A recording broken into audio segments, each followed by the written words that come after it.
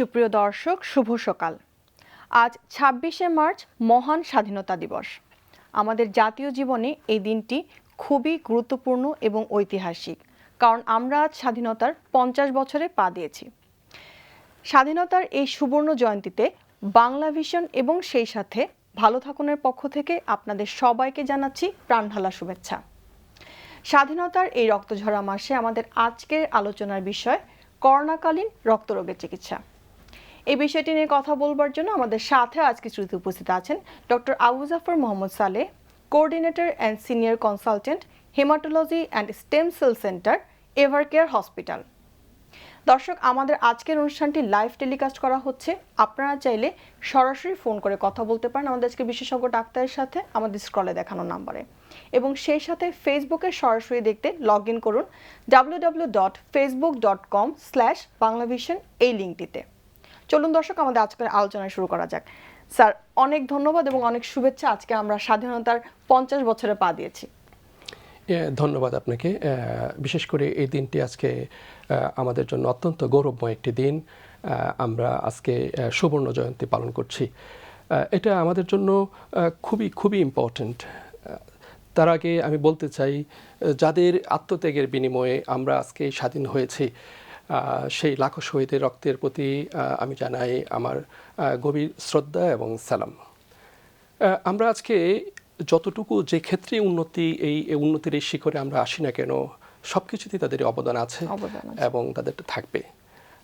এটা নিঃসন্দেহে তাদের প্রতিটা দিন, প্রতিটা ক্ষণ, সব কিছুতেই তাদের অবদান রয়ে যাবে। এবং আমরা সবসময় জানি যে একটা মানুষ যখন ইন্ডিভিজুয়ালি ডেভেলপ করে বা উন্নতি করে এবং ফ্যামিলিগতভাবে, দেন সামাজিকভাবে এবং সার্বিকভাবে দেশের যে উন্নতি হয়, সেটা তখনই সম্ভব হয় যখন একটা মানুষ স্বাধীনভাবে তার মত প্রকাশ এবং তার বুদ্ধির বিকাশে আসলে অবদান রাখতে পারে। এবং সেক্ষেত্রে স্বাধীনতাটা আসলে খুবই গুরুত্বপূর্ণ যে কোনো কাজের জন্য এবং যে কোনো কর্মক্ষেত্রে। এবং সেই স্বাধীনতা আজ আমরা ৫০ বছর পা দিচ্ছি এবং আজকের দিনটিতে আমাদের আজকে আয়োজন।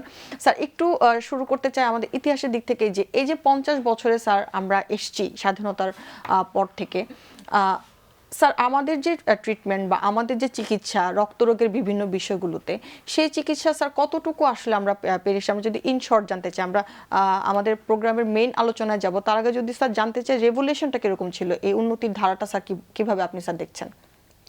ধন্যবাদ। এক কথায় যদি আমি বলতে চাই, আমরা এই আমাদের উন্নতিগুলো সব ক্ষেত্রে এটা ভিজিবল। এটা কাউকে চিন্তা করে বলার প্রয়োজন হয় না। আমরা কোথায় ছিলাম, আজকে আমরা কোথায় এসেছি। 71-এ আমরা স্বাধীন হয়েছি, আর আমাদের হেমাটোলজি ডিপার্টমেন্ট স্টার্ট হয়েছে অনেক পরে, 84-এ। এত একটা খারাপ সময় আমরা পার করে এসেছি। তারপরে আমরা যদি মেইন জিনিসগুলো দেখি, যে প্রত্যেকটা মেডিকেল কলেজে আমাদের এখন ডিপার্টমেন্ট হয়েছে, অনেক 100-র উপরে স্পেশালিস্ট তৈরি হয়েছে। 2014 থেকে আমরা বোন ম্যারো ট্রান্সপ্লান্ট শুরু করতে পেরেছি। এখন দেশে 4-5টা সেন্টারে বোন ম্যারো ট্রান্সপ্লান্ট হচ্ছে। রোগীদের সমস্ত কেমোথেরাপি দেওয়ার মতো, ডায়াগনোসিস করার মতো ক্যাপাসিটি আমরা অর্জন করতে পেরেছি। সো এটা একটা বিশাল অর্জন। আমরা যদি পার্শ্ববর্তী দেশের দিকে দেখি, আমরা যখন হেমাটোলজি ডিপার্টমেন্ট স্টার্ট করি, তখন তারা বোন ম্যারো ট্রান্সপ্লান্ট স্টার্ট করে।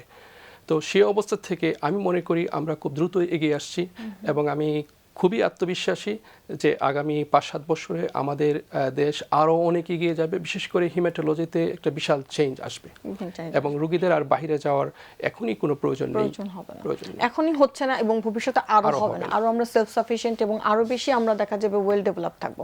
স্যার, আমরা অনুষ্ঠানের মেইন আলোচনা আজকে আসি, যে আমাদের আজকের অনুষ্ঠানটি আমরা সাজিয়েছি রক্তরোগের বিভিন্ন বিষয় নিয়ে কথা বলার জন্য। আমরা দর্শকদের উদ্দেশ্যে একটু বলতে চাই যে রক্তরোগের বিভিন্ন বিষয়গুলো অনেক সময় হয়তো বা তারা ভাবতে পারেন যে রক্তের কোন রোগগুলো নিয়ে আসলে আমরা কথা বলবো। বেসিক্যালি ক্যান্সার সাধারণত আমরা ডিসকাস করি, বাট একটু যদি জানি যে রক্ত শূন্যতা, যেটাকে আমরা বাংলায় ডিরেক্ট রক্ত শূন্যতা বলে, আসলে শব্দটা রক্ত শূন্যতা নয়, রক্ত স্বল্পতা আসলে মেইন শব্দটি, অ্যানিমিয়া। স্যার, এটা নিয়ে যদি একটু বলেন, যে অনেকেরই স্যার এই প্রবলেমটি থাকে, কিন্তু আমরা এটাতে আসলে সচেতন হই না এবং পরবর্তীতে আমরা অনেক বড় বড় প্রবলেমগুলো ফেস করি এই অ্যানিমিয়ার জন্য বা রক্ত স্বল্পতার জন্য। স্যার, যদি একটু বলেন এটা নিয়ে। আচ্ছা, এটা রক্ত স্বল্পতা হলো আমার কাছে মনে হয় সবচেয়ে কমন রোগ মানুষের মধ্যে। শরীরে যত রোগ তৈরি হয়, তার মধ্যে সবচেয়ে কমন রোগ হলো রক্ত স্বল্পতা বা রক্ত শূন্যতা, বা আমরা এটাকে অ্যানিমিয়া বলে থাকি। জাতিসংঘের হিসাব অনুযায়ী আমাদের দেশের 43% মহিলা এই রক্তশূন্যতায় ভুগছে। তার মানে হলো প্রায় 2 জনের 1 জন মহিলাতেই এই রক্ত স্বল্পতা বা রক্ত শূন্যতা আছে। তো এটা একটা বিরাট একটা সামাজিক একটা বোঝা কিন্তু। একটা মানুষ যখন রক্ত স্বল্পতা বা শূন্যতায় ভোগে তখন তার কোয়ালিটি অফ লাইফ, জীবনযাত্রার মানটা অনেক নিচে নেমে যায়। যেমন তার কর্মস্পৃহা থেকে শুরু হয় যেটা নাকি কমে যায়, তারপরে তার যে মুড বা মেজাজ এটা খিটখিটে হতে থাকে, তার যে স্কিন এবং তার যে হেয়ার চুলের যে অবস্থা এটা চেঞ্জ হতে থাকে, তার ওজন কমতে থাকে, খাওয়া দাওয়া একটা পরিবর্তন আসে, ঘুমে একটা পরিবর্তন আসে, তো আর সর্বোপরি তার উইকনেসটা চলে আসে, তো ইফেক্টিভিটি এটা অনেক বেশি কমে যায়। তো এটা আমাদের দেশের যদি অর্ধেক মহিলাতেই এটা এফেক্ট থাকে তাহলে কি হবে? আমরা যদি এটা বৃহৎ আকারে চিন্তা করি, এত জীবনযাত্রার মান জনসংখ্যার, তো মারাত্মকভাবে ব্যাহত হ্যাঁ, হয় স্যার। ফ্যামিলিতে একটা বিরাট ইম্প্যাক্ট হচ্ছে, সংসারে ঝগড়াঝাটি আরও বেড়ে যাচ্ছে এই রক্ত স্বল্পতার জন্য। কারণ সে ইরিটেটেড থাকে এবং Irritated তাতে করে যে সে সার্ভিসটা তার বাচ্চাকে বা হাজবেন্ডকে বা ফ্যামিলিতে বাবা মাকে Exactly. দিবে সেটা সে কমপ্লিটলি আসলে দিতে পারে না তখন। আর এটা একটু নেগলেক্টেড অবস্থায় আমরা এটা মনে করি যে হ্যাঁ, সংসারের কাজ করতে করতে এত কিছুর বিনিময়ে গিয়ে তারপরে আমরা ডাক্তারের কাছে আর যাওয়াটা হয় না সবকিছু করার পরে। হ্যাঁ, তো এটা খুব কমন। আরেকটা হলো যে আরেকটা হলো আমাদের বংশগত একটা রোগ আছে এনিমিয়া, যেটাকে আমরা বলি থ্যালাসেমিয়া, এবং বিভিন্ন ধরনের হিমোগ্লোবিনোপ্যাথিস। এটার সংখ্যা অনেক, প্রায় 7% পপুলেশন আমাদের দেশে এই বিভিন্ন ধরনের হিমোগ্লোবিন ডিসঅর্ডারে ভুগছে। 100 জনের ভিতরে 7 জন। তো সেটার সংখ্যা অনেক। এরপরে আছে হলো আমাদের বিভিন্ন ধরনের আদার নিউট্রিশনাল এনিমিয়া আছে। তো সো আরেকটা আছে যে বোন মেরো থেকেই রক্তটা তৈরি হচ্ছে না, অ্যাপ্লাস্টিক এনিমিয়ার একটা অংশ আছে যেটা বলি নন প্রোডাক্টিভ এনিমিয়া। তো সো আমরা যদি iron deficiency anaemia, vitamin B12 deficiency anaemia, thalassaemia, বিভিন্ন হিমোগ্লোবিনোপ্যাথিস এগুলো দেখি তাহলে এটার সংখ্যা অনেক। এবং এককভাবে সবচেয়ে বড় রোগের নামই হলো রক্ত স্বল্পতা। স্যার, এই বিষয়গুলোতে স্যার লক্ষণগুলো কি হয় স্যার একটু জানবো, কারণ কি অনেক সময় দর্শক যারা দেখছেন তারা হয়তো বা ডিজিজগুলোর নাম অনেক সময় এরকমও আছে যে প্রথমবারের মতো শুনছেন, বাট কি হলে আসলে ডক্টরের কাছে যাওয়া উচিত তাদের সেটা আমরা স্যার জানবো। একটা ফোন আছে স্যার, ফোনটি নিচ্ছি। হ্যালো দর্শক, আপনার নাম বলে প্রশ্নটি করুন। জি, আমি মুন্সিগঞ্জ থেকে বলছি, আমার নাম পলাশ। জি স্যার, শুনতে পাচ্ছেন, আপনার প্রশ্নটি করুন। এখন আমার ওয়াইফের বয়স হলো 35। ওর সমস্যা হলো রাত্রে ঘুমানোর সময় ওর শরীরে অতিরিক্ত তাপমাত্রা থাকে, এটাই সমস্যা। ও ডায়াবেটিস আছে, ওনার তাপমাত্রা অনেক বেশি থাকে। জি, ওনার ব্লাড প্রেসারে কোনো সমস্যা আছে কিনা দর্শক? ব্লাড প্রেশার, হ্যাঁ আছে, প্রেশারের সমস্যা আছে, প্রেশার হাই থাকে। স্যার, আপনার যদি কোনো প্রশ্ন থাকে ওনার কাছে। হ্যাঁ, না, এই বয়সে যেটা হয়, ওনার ওয়াইফের যেটা কথা বলছেন এটা একটা বিগ কনসার্ন, যে কারণ 35 বছর বয়স মাত্র, সেই অবস্থায় যদি ডায়াবেটিস থাকে এবং ব্লাড প্রেশার থাকে এবং রাত্রেবেলায় জ্বর আসে, তো এখানে স্বাভাবিক যে স্ক্রিনিং টেস্টটা করে নেওয়া উচিত। ওনারা রক্তের একটা সিবিসি করতে পারেন এবং ব্লাড সুগারটা মেজার করতে পারেন, প্রস্রাবের একটা পরীক্ষা করতে পারেন, অনেক সময় অ্যাসোসিয়েটেড প্রস্রাবের ইনফেকশন থাকতে পারে, আর লিভার ফাংশন যেটা আছে যা এলএফটি বললে এটা হয়, আর ক্রিয়েটিনিনটা দেখে নেওয়া। এই কয়েকটা জিনিস যদি দেখে নেন তাহলে আমার মনে হয় যে উনি আনসার পেয়ে যাবেন। আর যদি অনেক সময় মনে হয় যে রোগীদের জ্বর ফিল হয়, সেটা আছে অ্যাসোসিয়েটেড ভিটামিন ডি ডেফিসিয়েন্সিটা খুব কমন থাকে। আর যাদের রক্ত স্বল্পতা বা শূন্যতা থাকে এদেরও একটা শীত ভাব থাকে, যেটা নাকি ওনারা মনে করেন যে সবসময় জ্বর আছে, কিন্তু যখন মাপতে যান তখন জ্বরটা ওইভাবে পান না। তো সেটাও সিবিসি করলে চলে আসবে। তো আমি যে টেস্টগুলোর নাম বললাম সেগুলো যদি উনি করে নেন, আমার মনে হয় যে একটা আনসার পাওয়া যাবে। তারপরে সে কমপ্লিট ব্লাড একটা কাউন্ট, একটা ইউরিন টেস্ট, একটা লিভার টেস্ট, এবং সেই সাথে যদি সে ভিটামিন ডিটাও দেখে, সার্বিকভাবে মোটামুটি একটা ধারণা করা যাবে যে কেন তার এই প্রবলেমগুলো হচ্ছে। আর যদি কোনো কিছু সেখানে নাও পাওয়া যায়, সেক্ষেত্রে হতে পারে যে অ্যানিমিয়ার বিষয়টা দেখা দরকার আছে, যে তার ঠান্ডা বা। দর্শক, আশা করি আপনারা উত্তরটি পেয়েছেন। অনেক ধন্যবাদ আমাদের প্রশ্নটি করার জন্য। স্যার, যে বিষয়টাতে কথা বলছিলাম, আমরা সবসময় মেডিকেল এন্ড থেকে সবসময় বলি যে আয়রন ডেফিসিয়েন্সি এনিমিয়া বা থ্যালাসেমিয়া মেজর বা মাইনর বা অ্যাপ্লাস্টিক এনিমিয়া, এই টার্মগুলো অনেক সময় দর্শকদের কাছে অপরিচিত থাকে, কারণ আসলে তারা যদি প্রোগ্রাম দেখে থাকেন তারা হয়তো ভাবছেন যে আসলে কি দেখলে আমরা এগুলা নিয়ে ডাক্তারের কাছে যাওয়া উচিত। সেক্ষেত্রে একটু যদি সাইন সিমটমস গুলো বলেন যে এই সাইন সিমটমস গুলো দেখলেই ডক্টরের শরণাপন্ন হওয়া উচিত। আচ্ছা, প্রথমেই আসা যায় যে রোগীরা খুব অল্পতেই দুর্বলতা ফিল করে, যেটা নাকি ইয়াং বয়স থাকে সাধারণত, বিশেষ করে মেয়েদের ক্ষেত্রে যাদের নাকি পিরিয়ডটা একটু হেভি হয়, এদের ক্ষেত্রে দেখা গেছে 60 to 70% মেয়েই রক্ত স্বল্পতায় ভোগে। তার মানে 2/3 সংখ্যাটা অনেক বেশি। তারা কিভাবে বুঝবে যে আমার কি সমস্যা হয়েছে? কারণ তাদের ইয়াং এজ, তারা গার্ডিয়ানরা বা ফ্যামিলি, সাধারণ মানুষ আমরা মনে করি যে এই বয়সে তারা খুব চঞ্চল থাকবে, তারা খুব অ্যাক্টিভ থাকবে। তো ফার্স্ট তারা খেয়াল করে যে তাদের আগ্রহটা কমে যাচ্ছে, অল্পতেই তারা টায়ার্ড হয়ে যাচ্ছে, তারা অল্পক্ষণ হাঁটার পরেই শ্বাসকষ্ট অনুভব করে, যখন সিঁড়ি দিয়ে উঠতে চায় তখন একতলা বা দোতলা যাওয়ার পরেই আর উঠতে পারে হাঁপিয়ে না, যায় বা tired হয়ে কষ্টটা বেশি মনে হয়। দেন আরেকটা হলো যে তাদের স্কিনে একটু ফ্যাকাশে ভাব চলে আসে, তারা দেখে যে হেয়ার ফলটা একটু বেশি হচ্ছে, মেজাজটা একটু খিটখিটে হয়ে যাচ্ছে। এটা বাড়ির আশেপাশের ওনার ফ্যামিলির সবাই নোটিস করে যে কেন এত মেজাজ করছো সব কিছুতেই। তারপরে হলো যে ঘুম খাওয়া দাওয়া পরবর্তীতে দেখা একটা ত্রুটি দেখা যাচ্ছে। তো অনেকেই আমরা হয় কি যে এই প্যালপিটেশন যেটা হয় এটার জন্য কার্ডিওলজিস্টের কাছে যাচ্ছে, অনেকেই এই শ্বাসকষ্ট দেখে লাংসের পালমোনারি ডক্টরের কাছে যাচ্ছেন, এবং অনেকেই স্কিনের ডক্টরের কাছে মেয়েরা বেশি যায়, যেহেতু হেয়ার ফলটা বেশি হচ্ছে এবং স্কিনের যে কেয়ারটা, স্কিনটা ড্রাই হয়ে যায় এবং একটা রাফনেস চলে আসে, তো তারা দেখা গেছে স্কিনের ডক্টরের কাছে যাচ্ছে। এবং অনেক ক্ষেত্রেই অনেক স্পেশালিস্টরা ওইটা মিস করেন, তখন ওনারা ট্রিটমেন্ট করতে থাকেন, প্লাস সিবিসিও করলেই একটা সাধারণ টেস্টের মাধ্যমে হিমোগ্লোবিনটা চলে আসে। দেন হিমোগ্লোবিনটা কারেক্ট করার পরে যদি তাদের সমস্যা থাকে সেটা ট্রিটমেন্ট করাটা দরকার। আদারওয়াইজ হিমোগ্লোবিন কারেক্ট না করে এই অনর্থ কস্টলি ট্রিটমেন্টে বা আরও স্পেশাল টেস্টে যাওয়ার কোনো মানে হয় ট্রিটমেন্ট না। অ্যাকর্ডিং টু কজ, এখানে আসলে যেই প্রবলেমটা মেইন সেটা আমরা যদি কনসার্ন না দিই অন্য ট্রিটমেন্টগুলোতে, যে আসলে এই প্রবলেম সবসময় থেকেই যাবে, আবার হয়তো বা ঠিক হয়ে যাওয়ার পর আবার সেটা একইভাবে আসবে। সো আমরা অ্যানিমিয়া নিয়ে অনেক কিছু জানলাম, এবং প্রথমত একটা কজ উঠে আসছে যে ইরিটেটেড ফিল করা এবং সেই সাথে দুর্বলতা ফিল করা। এই ধরনের কিছু ফিল করলে আসলে একটা সিবিসি করে নিয়ে দেখা উচিত যে কি অবস্থায় আছে, এবং সেই সাথে সেই ধরনের অনুযায়ী ডক্টর শরণাপন্ন হওয়া উচিত। স্যার আমরা যদি একটু সিরিয়াস কন্ডিশনগুলোর দিকে যাই, যে অনেক সময় স্যার একটা টার্ম আমরা শুনি যে অ্যাপ্লাস্টিক অ্যানিমিয়া, যেটা আমরা মাত্র বলছিলাম, যে এই বিষয়টিতে আসলে কি ঘটে স্যার, এবং এখানে আসলে আমরা ডক্টরদের এন্ড থেকে আসলে কি ধরনের ট্রিটমেন্টটা দিতে পারি? এসব ক্ষেত্রে দেখা গেছে যে এনিমিয়ারই একটা চূড়ান্ত রূপ। যখন নাকি অ্যাপ্লাস্টিক এনিমিয়া বলে যে বোন মেরোটা যখন পুরোটাই ফেল করে, আমরা জানি ব্লাডের ভিতরে 3 ধরনের সেল আছে। লোহিত কণিকা, যেটা আমরা হিমোগ্লোবিন দিয়ে মাপি, আর একটা আছে শ্বেত কণিকা, যেটা আমাদের রোগ প্রতিরোধ করে, আর একটা হলো অনুচক্রিকা বা প্লেটলেট, যেটা আমাদের ব্লিডিং বন্ধ করতে হেল্প করে। তো কতগুলো কারণ আছে যে কারণগুলোতে বোন মেরোটাই এই সবগুলো সেলকেই তৈরি করা বন্ধ করে দেয়। যখন এগুলো বন্ধ হয়ে যায় তখন রুগীটা কি হয়, অত্যাধিক দুর্বল থাকে, ইভেন অনেকের ব্লিডিং ম্যানিফেস্টেশন নিয়ে আসতে পারে। কি হয়, লক্ষণগুলো রক্ত, যেমন দাঁত ব্রাশ করতে গেলেও একটু রক্ত পড়ছে, স্কিনের ভিতরে সে স্কিনের মধ্যে লাল লাল স্পট দেখতে পায় বা কালো কালো কালচে হয়ে যাচ্ছে কোনো আঘাত বা কোনো ট্রমা ছাড়াই। তার রিপিটেড ইনফেকশন হচ্ছে, কারণ আমাদের নর্মাল যে ইমিউনিটি কমন ইনফেকশনগুলোর থেকে আমাদেরকে দূরে রাখে, তখন দেখা গেছে অল্পতেই সে ইনফেক্টেড হচ্ছে, সে উইক হচ্ছে। তো সব কিছু মিলিয়ে যখন একটা ব্লাড টেস্ট করা হয় তখন দেখা যায় সবগুলোই কমে যাচ্ছে। তো এইটার পরবর্তীতে কনফার্ম করার জন্য আমাদের বোন মেরো বায়োপসিটা করতে হয়, যেটাকে আমরা ট্রিফাইন বায়োপসি বলি। সেখানে বোন মেরো বায়োপসিতে একটা নির্দিষ্ট পরিমাণ সেল থাকা উচিত, সেই সেলগুলো কমে যায়। সেটাকে আমাদের দেশে হয় স্যার? হ্যাঁ, আমাদের দেশে হয়। এটা খুবই ইজি টেস্ট। জানলাম এই জন্য, কারণ এই বিষয়গুলো অনেক সময় দর্শকদের প্রশ্ন থাকে যে অনেক সময় দেখা যায় তারা কিছু হলে বিদেশে টেস্ট করার একটা প্রবণতা থাকে অনেক সময়। তবে এটা ঠিক যে আমাদের দেশে হয় বলতে সব জায়গায় এটা হয় না। বোন মেরোটা আমরা রংলি সবাই করে থাকি, কিন্তু এই বোন মেরো নর্মাল বোন মেরো অ্যাসপিরেশন করে এই টেস্টটা হবে না। এখানে বোন মেরোটা বায়োপসি করতে হবে, যেটাকে আমরা ট্রিফাইন বায়োপসি বলি। এটা ঢাকায় আসতে হবে রোগীকে, এবং ঢাকারও কয়েকটা সেন্টারই এটা হয়, সব জায়গায় এটা হয় না। তো এই ট্রিফাইন বায়োপসি করে আমরা যখন দেখি সেলুলারিটি, সেলের পরিমাণটা কমে গেছে এবং ব্লাডেও সেলগুলো কম আছে, দেন অন্য কোনো ডিজিজ নাই যেগুলোতে এগুলো কমতে পারে, তখন এটা অ্যাপ্লাস্টিক অ্যানিমিয়া হয়ে যায়। আর অ্যাপ্লাস্টিক অ্যানিমিয়ার ট্রিটমেন্ট খুব স্ট্রেট কাট সারা দুনিয়াতে। এটার 2টা ট্রিটমেন্ট আছে কিউর করার জন্য।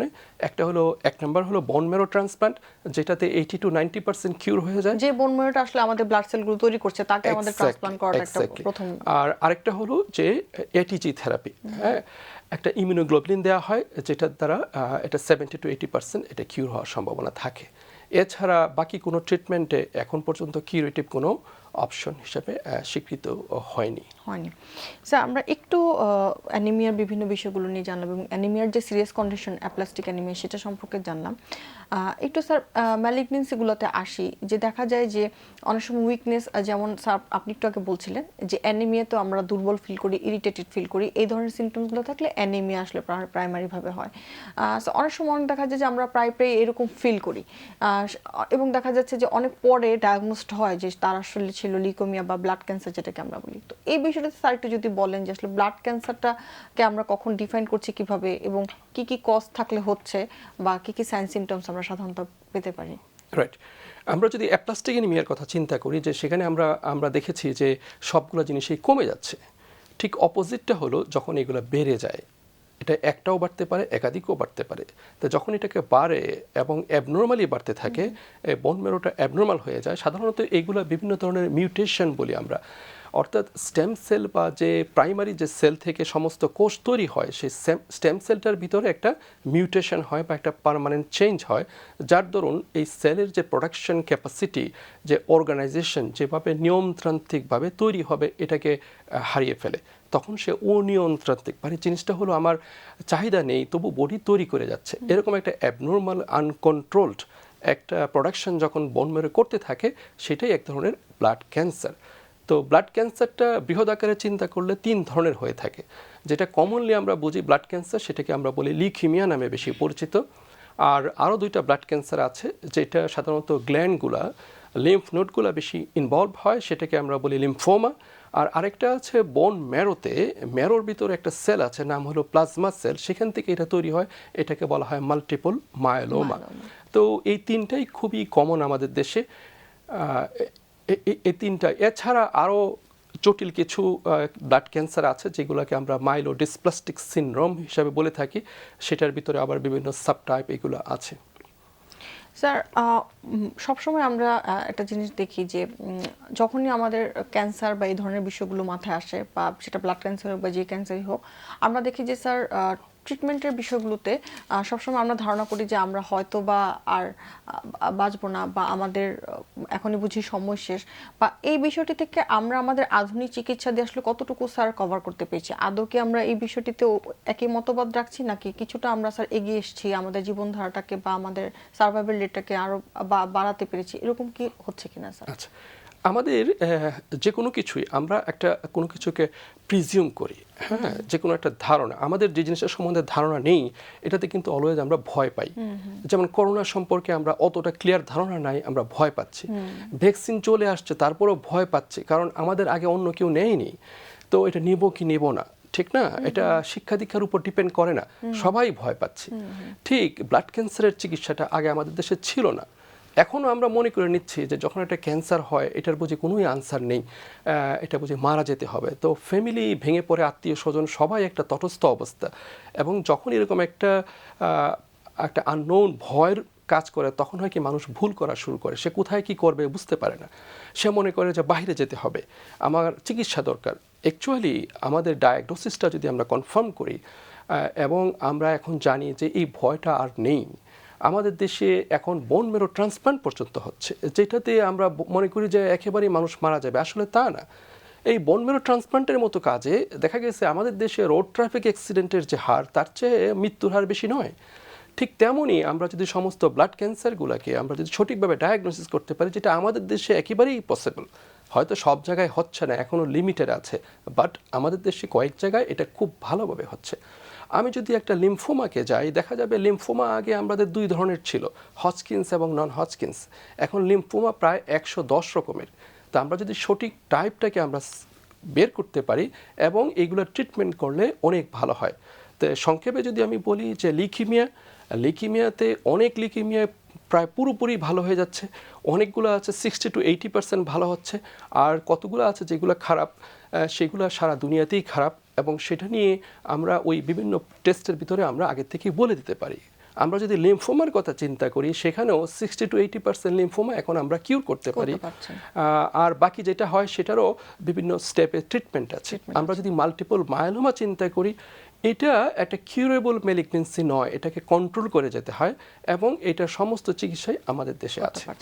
আমরা এই আমাদের দেশে কি কি চিকিৎসা হচ্ছে এখন, কারণ আমরা যেহেতু স্যার আপনি অলরেডি স্যার একটা স্টেম সেল সেন্টারের কোঅর্ডিনেটর হিসেবে আছেন, সেখানে আমরা কি কি ট্রিটমেন্ট পাচ্ছি এবং আধুনিক কি চিকিৎসা হচ্ছে, যেটার জন্য অনেক সময় আমাদের ধারণা থাকে যা কিছু হলে বিদেশে চলে যাওয়া, সেটা থেকে কতটুকু আমরা এগিয়ে আসছি, সেগুলো একটু জানবো স্যার। তার আগে একটি বিরতি নিচ্ছি স্যার। সুপ্রিয় দর্শক, থাই বেবি ডায়াপার ভালো থাকুন অনুষ্ঠানটির এ পর্যায়ে সময় হয়ে এসেছে একটি ছোট্ট বিরতি নেবার। বিরতির পর ফিরে আসছি, থাকবেন আমাদের সাথে।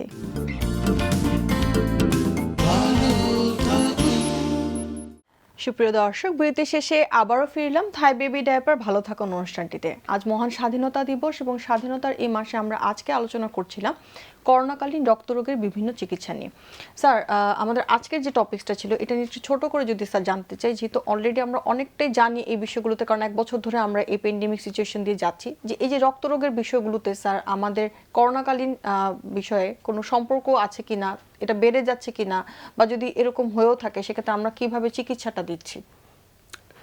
করোনার সময় এই করোনাতে রক্তরোগের সাথে করোনার একটা বিরাট সম্পর্ক আছে। আমরা জানি যে করোনাতে যে মৃত্যুগুলো হচ্ছে সেখানে রক্তের একটা চেঞ্জ চলে আসছে, একটা ভাস্কুলাইটিস তৈরি করে রক্তনালীতে এক ধরনের প্রদাহ তৈরি হয়, যার মাধ্যমে রক্তটা জমাট বেঁধে যায়। এই জমাট বাঁধাটা একটা মৃত্যুর অন্যতম কারণ হিসেবে ধরা হচ্ছে। তা আমরা জানি যে এখন করোনার ট্রিটমেন্টে স্ট্যান্ডার্ড গাইডলাইনে চলে আসছে, যাদের নাকি সিমটোমেটিক হয় তারা সবাই একটা ব্লাড থিনার ইউজ করে। এটা থ্রম্বোসিস যেটা হচ্ছে, এটা অনেক সময় মুখে ইউজ করা হয়, আর যখন নাকি পেশেন্ট হসপিটালাইজ থাকে তখন চামড়ার নিচে সাবকিউ একটা ইনজেকশন দিয়ে এই রক্ত জমাট বাঁধাটাকে দূর করা হয় বা থামানো হয়। তো এটা একটা সরাসরি লিঙ্ক করোনার সাথে ব্লাডের হিমেটোলজি সাবজেক্টের। আরেকটা হলো, এখন দেখা যাচ্ছে যে করোনার যারা টিকা নিচ্ছেন তাদেরও একটা ভয় আছে যে রক্তের কিছু চেঞ্জ হয় কিনা। আমার পার্সোনাল অবজারভেশন হলো, এই যারা টিকা নিয়ে আসতেছেন তাদের একটা বিরাট অংশই রক্তের অনুচক্রিকা বা প্লেটলেট কমে যাচ্ছে, কিন্তু এটাতে ভয় পাওয়ার কিছু নেই। এই প্লেটলেট কাউন্টটা খুব বেশি কমে না, অনেকের হয়তো 60-70,000 পর্যন্ত নেমে যাচ্ছে, বাট এটাতে কোনো ব্লিডিং হবে না। আমি প্রতিদিনই আমার প্র্যাকটিসে আমি পাচ্ছি 5-7 জন করে রুগী আমার কাছে আসছেন বিভিন্ন ধরনের প্লেটলেট কাউন্ট কম নিয়ে। বিশেষ করে এটার ইম্প্যাক্টটা আছে যারা নাকি কার্ডিয়াক পেশেন্ট, যারা নাকি অলরেডি ব্লাড থিনার ইউজ করছেন, তাদের ব্লাড কাউন্টটা বা প্লেটলেট কাউন্টটা যখন 1 লাখের নিচে নেমে যাচ্ছে তখন ব্লাড থিনার ব্যবহারের ক্ষেত্রে একটা সতর্কতা অবলম্বন করতে হবে। এবং আরেকটা বিষয় স্যার একটু জানবো, কারণ এই প্রশ্নটা প্রত্যেকটা প্রোগ্রামে আসে স্যার, আপনার কাছে একটু ছোট করে হ্যাঁ বা না জেনে নিই, যে ব্লাড ক্যান্সারের ট্রিটমেন্টরত অবস্থায় ভ্যাকসিনের বিষয়টিতে থাকে, যে ভ্যাকসিন দিতে পারবে কি পারবে না, এই বিষয়টি স্যার যদি একটু মানে ক্লিয়ার করতে। সমস্ত ব্লাড রোগীদেরই আমি যদি বলি যে এক কথায় যে তার কি ভ্যাকসিন নিতে পারবে কি পারবে না, এটা তো আমাদের ফোন আসছে বা এটা কমন জিজ্ঞাসা। সেক্ষেত্রে আনসারটা হলো, যারা নাকি ইমিউনো সাপ্রেসিভ ট্রিটমেন্ট নিচ্ছে, যেসব ট্রিটমেন্টে আমাদের বডি ইমিউনিটি থেমে যায় বা কমে যায়, তো সেইগুলো সাধারণত দেখা গেছে আমাদের ইমিউনোলজিক্যাল কিছু ডিজিজ, যেমন আইটিপি, প্লেটলেট কমে যাচ্ছে। যারা এটা ভুগতেছেন তারা হয়তো জানেন যে আইটিপি নামে একটা রোগ আছে, তাদের ক্ষেত্রে হাই ডোজ স্টেরয়েড চলে, অথবা বিভিন্ন ইমিউনোসাপ্রেসিভ ট্রিটমেন্ট চলে। যারা লিম্ফোমাতে আছেন তারা স্টেরয়েড পাচ্ছেন, যারা মাইলোমাতে আছেন তারা স্টেরয়েড পাচ্ছেন। বিভিন্ন ধরনের ক্যান্সার, ব্লাড ক্যান্সার বা লিউকেমিয়া সবগুলাই না, তো যেগুলোতে ইমিউনোসাপ্রেসিভ থেরাপি পাচ্ছেন তাদের প্রতিরোধ ক্ষমতাটা একটু কম, তাদের তো এই ভ্যাকসিনের এগেইনস্টে তাদের ইমিউন রেসপন্সটা ভালো হবে না। ভ্যাকসিনটা একটা ডেড ভাইরাস যেটা বডিতে দেওয়া হয়, যার এগেইনস্টে, এই অ্যান্টিজেনের এগেইনস্টে বডি একটা অ্যান্টিবডি বা প্রতিরোধ ক্ষমতা তৈরি করবে। তো যাদের নাকি এই প্রতিরোধ ক্ষমতাটা তৈরি করার ক্যাপাসিটিটা কমে যায় তাদের এই ভ্যাকসিন নেওয়া যাবে না। তো যারা ব্লাড ডিজিজে ভুগতেছেন, আমি মনে করি তাদের ওই হেমাটোলজিস্টের কাছে পরামর্শ নিয়ে বা একটা ফোনে বা একটা ইমেইলে একটা যোগাযোগ করে তাদের ভ্যাকসিন নিতে পারবেন কিনা। যে হেমাটোলজিস্টের কাছ থেকে চিকিৎসা নিচ্ছেন তাদের সাথে যোগাযোগ করে দেন ভ্যাকসিনটা নিতে পারেন। স্যার অনেক ধন্যবাদ। স্যার, আমরা যেহেতু ট্রিটমেন্ট নিয়ে একটু কথা বলতে চাচ্ছিলাম, যে ব্লাড ক্যান্সারের ট্রিটমেন্ট বা যে কোনো ধরনের ক্যান্সারই, বিশেষ করে ব্লাড ক্যান্সারে আমরা ট্রিটমেন্টের জন্য খুব বেশি ফ্রিকোয়েন্ট মাত্রায় বিদেশ যাত্রার একটা বিষয় ছিল, এবং সের সাথে পার্শ্ববর্তী দেশে যাওয়ার জন্য আরও একটা বিষয় ছিল। আপনি অনুষ্ঠান শুরুতে স্যার একটা কথা বললেন যে পার্শ্ববর্তী দেশে যখন বোন ম্যারো ট্রান্সপ্লান্টেশন শুরু করেছে আমরা তখন অনেক পিছিয়ে। সেক্ষেত্রে স্যার আমরা এখন এই চিকিৎসাগুলোকে দিতে পারছি কিনা আমাদের দেশে, বা রোগীদেরকে আদৌ বাইরে যাওয়ার প্রয়োজনীয়তা আছে কিনা স্যার? আচ্ছা, আমি যদি এক কথায় বলি যে তাদের যাওয়ার প্রয়োজন নেই, এটা যেরকম সত্য, আবার আমরা এখনও এত ইকুইপড হইনি, এত ম্যান পাওয়ার তৈরি হয়নি যাতে আমাদের 100% রোগীর চিকিৎসা আমরা পুরোপুরি দিতে পারবো। তবে সাধারণত চিকিৎসা যারা যাচ্ছেন ওদের যাওয়ার কোনো প্রয়োজন নেই। একটা বড় কারণ হলো আমাদের দেশের চিকিৎসা, এটার সীমিত আকার হলো সব ধরনের চিকিৎসাই অ্যাভেলেবল। আমার প্রাইভেট প্র্যাকটিসে আমি কালকেও allogeneic bone marrow ট্রান্সপ্লান্টের patient discharge করেছি। এটা একটা কন্টিনিউয়াস প্রসেসে আছে, এবং সব ধরনের কেমোথেরাপি বা ইমিউনোথেরাপি আমরা দিয়ে থাকি। আর ব্লাড ক্যান্সারে যাওয়ার চিকিৎসার একটা মেইন অবস্টাকেল বাইরে যাওয়ার হলো এই চিকিৎসাগুলো কিন্তু এত সহজ নয়।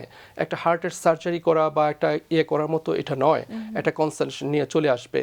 জিনিসটা হয় কি long term process. Long term blood ক্যান্সারের চিকিৎসাগুলো 6 মাস থেকে 2 বছর। তো ম্যাক্সিমাম রুগীরা যে ভুলটা করেন যে তারা ইন্ডিয়াতে যান বা পার্শ্ববর্তী দেশগুলোতে যান বা থাইল্যান্ড সিঙ্গাপুরে যান, গিয়ে তারা মনে করেন ডায়াগনোসিসটা হলো একটা ট্রিটমেন্ট প্রোটোকল তারা নিয়ে দেশে ব্যাক করবেন।